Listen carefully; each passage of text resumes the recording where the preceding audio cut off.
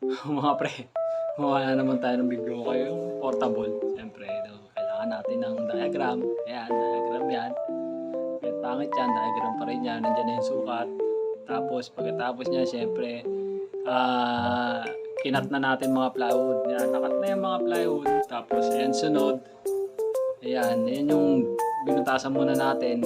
Binilugan muna ng sukat na speaker. Ayan, may bilog na yan, butas. Tapos, ginigs na natin yan. Pagkatapos niyan, nilapat na natin ng mga speaker din. Tapos na, lapat na. Kabilang side, left side. Tapos itong dalawang side, nilagyan na rin natin. Tapos nilagyan na rin natin ng sa ilalim. Yan. At ito na yung finished product.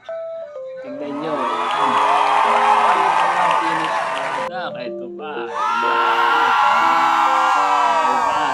Makikita nyo yung katapusan niyang project na yan.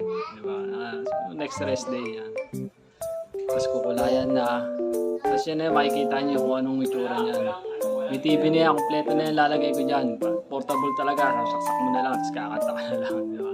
Pantayin nyo pag natapos yan. Peace.